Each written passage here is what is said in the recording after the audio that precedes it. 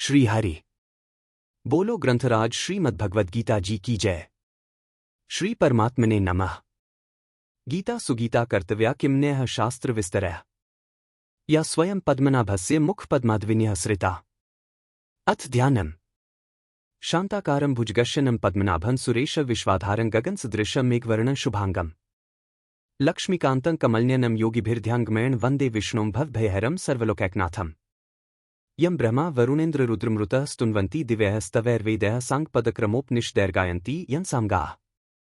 ध्यानावस्थितगतेन मनसा पश्यन्ति यं योगिनो यस्यान्तं न विदुः सुरासुरगणा देवाय तस्मै नमः। वसुदेव सुतं देवं कंसचाणूरमर्दनम् देवकी परमानंद कृष्णं वंदे जगद्गुरुम्। भगवद गीता अध्याय 2 श्लोक 49। श्लोक 49।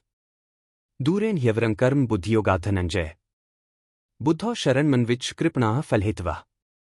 बुद्धियोगात बुद्धियोग समता की अपेक्षा कर्म सकाम कर्म दूरेण दूर से अत्यंत ही अवर्म निकृष्ट हैं। अतः धनंजय हे धनंजय तू बुद्धौ बुद्धि समता का शरणम आश्रय अन्विच्छ ले ही क्योंकि फलहेतवः फल के हेतु बनने वाले कृपणाः अत्यंत दीन है।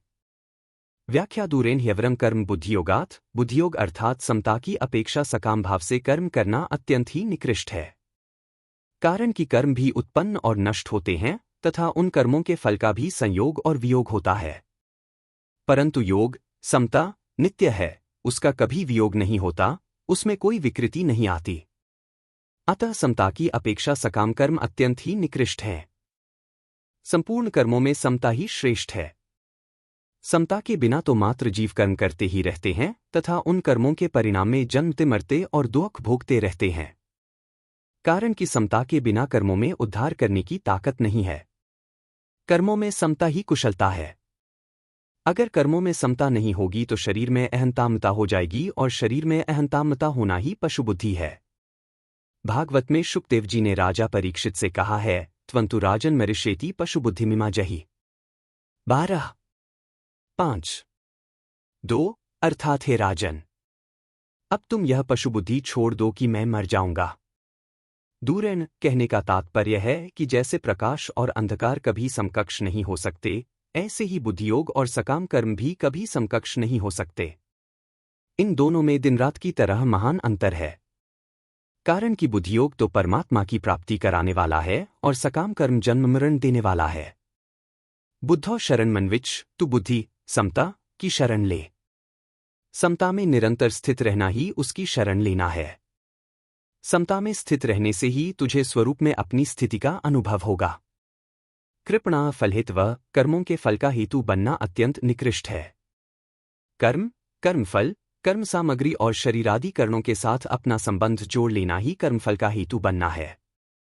अतः भगवान ने 47वें श्लोक में मां कर्मफल हेतुर्भूः कहकर कर्मों के फल का हेतु बनने में निषेध किया है। कर्म और कर्मफल का विभाग अलग है तथा इन दोनों से रहित जो नित्य तत्व है उसका विभाग अलग है। वह नित्य तत्व अनित्य कर्मफल के आश्रित हो जाए, इसके समान निकृष्टता और क्या होगी। परिशिष्ट भाव योग की अपेक्षा कर्म दूर से ही निकृष्ट हैं, अर्थात कल्याणकारक नहीं है। जैसे पर्वत से अणु बहुत दूर है, अर्थात अणु को पर्वत के पास रखकर दोनों की तुलना नहीं की जा सकती, ऐसे ही योग से कर्म बहुत दूर है, अर्थात योग और कर्म की तुलना नहीं की जा सकती। कर्मों में योग ही कुशलता है। योगा कर्मसु कौशलम गीता 2:50। इसलिए योग के बिना कर्म निकृष्ट हैं, निरर्थक हैं और बाधक हैं। कर्मणा बध्यते जंतुः। योग के बिना कर्म और ज्ञान दोनों निरर्थक हैं, पर भक्ति निरर्थक नहीं है। कारण कि भक्ति में भगवान के साथ संबंध रहता है, अतः भगवान स्वयं भक्त को योग प्रदान करते हैं। इंददामी बुद्धियोगतम गीता 10:10।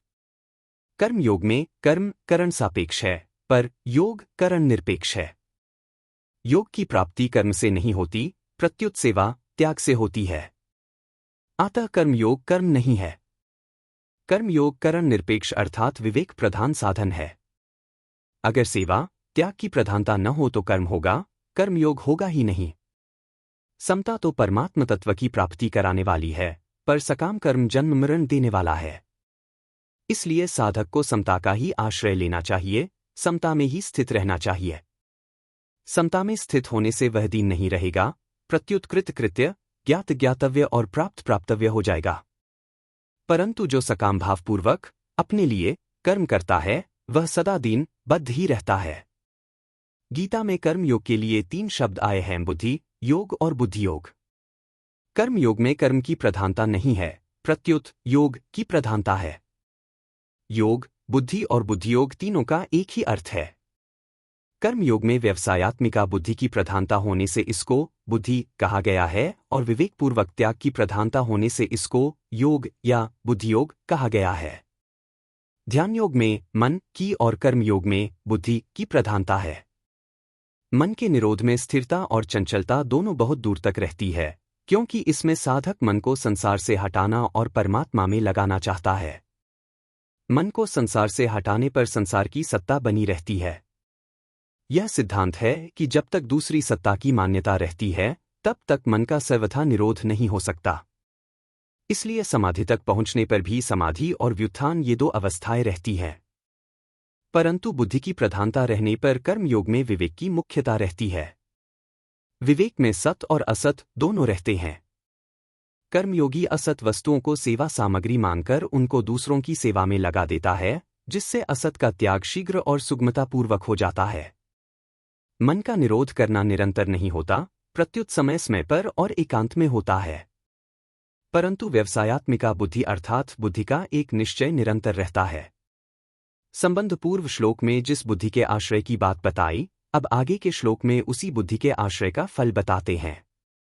बोलो ग्रंथराज श्रीमद्भगवद्गीता जी की जय। जय श्री कृष्ण।